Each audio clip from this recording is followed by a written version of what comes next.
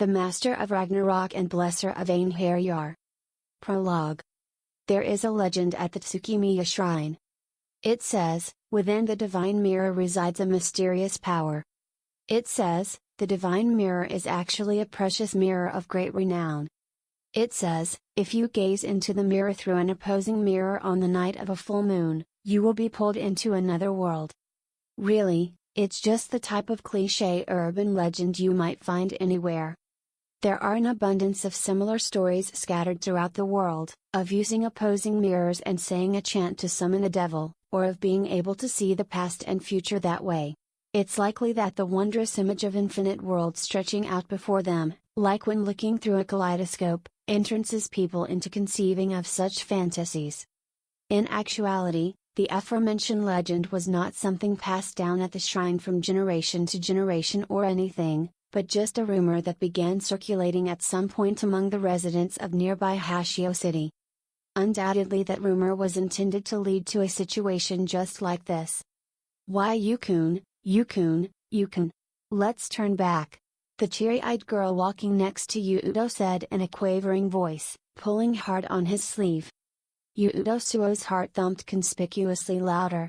With her looking up at him with tears in her eyes like that, as a guy, he couldn't help but feel the impulsive desire to protect her. Her name was Mitsuki Shimoya. She was Yuuto's childhood friend, 1 year younger than him and in her first year of middle school. Her large, round eyes left quite the impression, adding to the honest, rustic charm of a girl raised in the country. Hey, we've come this far. It's too late for you to say something like that now, Yuuto sighed and shrugged his shoulders. The steady wind rustled the trees, as the chirping of insects resonated here and there.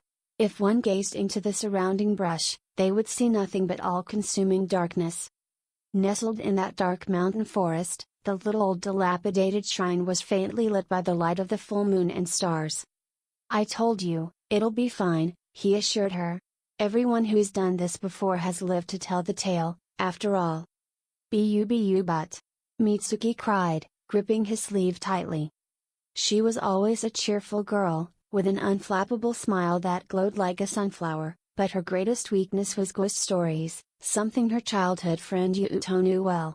Even though this test of courage had been planned as an amusing group activity by Mitsuki's class, her fear of ghosts had led to Yuuto, who was a grade above them, being dragged into it. Thanks to that, the underclassmen had ganged up and teased them both about it, and Yuuto found himself feeling embarrassed. Still, it wasn't totally a bad experience. Thanks to that, the underclassmen had ganged up and teased them both about it, and Yuuto found himself feeling embarrassed. Still, it wasn't totally a bad experience. From the time they were very young, Mitsuki had always relied on Yuuto. Up until they'd finished lower elementary school, he'd found it cute, as if he'd ended up with his own little sister. But in the latter years of elementary school, not liking the way it was causing his friends to make fun of him, his demeanor toward her had grown cold.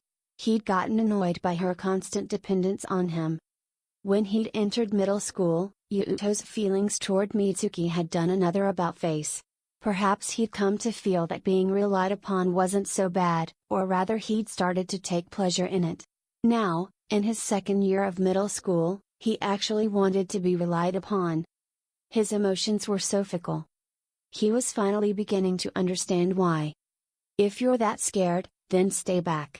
I wanna hurry up and get this over with, Yuuto said as he waved his arm, pulling his sleeve away from Mitsuki's grasp. It wasn't like he didn't feel a pang of guilt for acting this way with her, but too much time indulging in arguing back and forth like this might lead to being branded a wimp by the underclassmen, and their making fun of him was the last thing he wanted to deal with. And most of all, he just wanted to look cool in front of her. Now, then. He leaned into the shrine's double doors, pushing them open with an audible creak. Inside the room was a rusted round mirror, in even worse shape than the shrine itself. No, to be honest, it was doubtful whether one could even call it a mirror. Dirtied, blurry, and broken, it was unable to even reflect Yuuto's face back at him as he stood right in front of it. He heaved a sigh, disappointed. This old thing's pretty shoddy. Why Yuukun? Saying something like that is bad luck. She cried. You worry too much, Mitsuki, Yuuto said. Ah, but just taking a picture of it is no fun. Taking out his cherished smartphone, the LG N09 Einherjar, he paused for thought. As proof that one actually took the proposed route without chickening out, the rules of this test of courage stated that one was supposed to take a photo of the mirror in the shrine, then head back. But being a year older, Yuuto found himself wanting to take it a step further than the underclassmen would. Hey! What are you doing? Mitsuki nearly shrieked as her features stiffened. I just thought I'd take a selfie with this divine object. Oh, speaking of which, do you think using a front-facing camera counts as an opposing mirror? Haha. Don't. You-kun, if you end up in another world, I'll. It's alright, he assured her. It's just a superstition. Huh? Inside Yuuto's mind, something akin to an incantation resonated. It wasn't Japanese. Nor was it English. It was some language unfamiliar to him. But still, somehow, he got the feeling that it was calling him. Once again, what sounded like a voice resonated through his mind. Clearer than before, easier to discern. It was a young woman's voice. Wah. Huh? Just as Yuuto turned in the direction of the voice, an intense dizziness overcame him. His consciousness and vision were hazy, but he could see 2 mirrors. Emitting a strange light, they seemed to be moved before his eyes, overlapping and separating over and over. It was rather like a kaleidoscope. Even more bizarre, in the background of one of the 2 mirrors appeared the faint form of a girl. The girl danced about with a wild intensity, as if possessed. Her pure white garments, reminiscent of the ones worn by priestesses in service to a deity, fluttered daintily around her as she moved. What is this? Shocked, Yuuto rubbed his eyes, yet the image would not disappear. In fact, while at first the image was so transparent it was like looking at a hologram, the colors gradually became more opaque, and the girl's supple body gained a tangible appearance. You-kun. You-ku. Mitsuki's voice seemed so far away. He could scarcely hear the last of what she said. Instinctively, he looked behind him. Huh? He was at a loss for words. Mitsuki was no longer there, and a solid white wall now blocked his path. The wall's surface was densely covered with a variety of drawings. Many of the images were modeled after people, but among them were some pictures that looked like indescribable monsters, some combination of human and beast. Where the hell did this come from? Just as he muttered those words aloud, he became aware of some sort of commotion all around him. It sounded like a sizable amount of people. But that was strange. Why would there be this many people deep in the mountains this late at night? Especially when they hadn't been there a moment ago. It had all happened too suddenly for it to be students that had come running from the meeting spot. Bewildered, Yuuto turned his head to look in front of him once more, and his eyes opened wide. Even though he should have been outside, this was clearly inside a room. In a wide space the width of a small gym were several dozen people clothed in plain, simple garments, men whose chiseled faces were clearly not of Japanese descent. They were all watching him cautiously with surprised expressions. Have I ended up on some movie set or something? He wondered. And, hey, that mirror.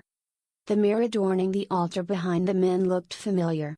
Though this one was far and away more lustrous, more brilliant, it otherwise appeared a perfect match to the one enshrined at Tsukimiya. If you gaze into the mirror through an opposing mirror on the night of the full moon, you will be pulled into another world. The rumor of Tsukimiya Shrine suddenly appeared in Yuuto's head. That can't be true, can it? There's absolutely no way. As those cryptic words rung out in Yuuto's mind, a golden blade was thrust at his throat. It happened so suddenly, Yuuto found himself unable to speak. Even if he could speak, he doubted they would understand his words. From the tone of the speaker's voice, Yuuto gathered that the harsh tone might be used by someone demanding an explanation, but that was all. Unsure of what to do, his eyes alone followed the blade down to pretty, thin fingers, reminiscent of icefish. Lifting his gaze, he saw locks of silver hair that seemed to glisten.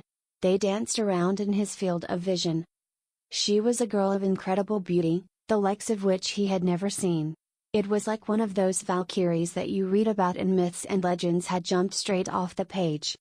She looked about the same age as Yuuto, maybe a year older. She had a beautiful face, as if it had been chiseled from ice, and a frigid expression to match. Yuuto was so struck by her that he forgot his current situation. At that time, he had absolutely no idea of the harsh misfortune that awaited him.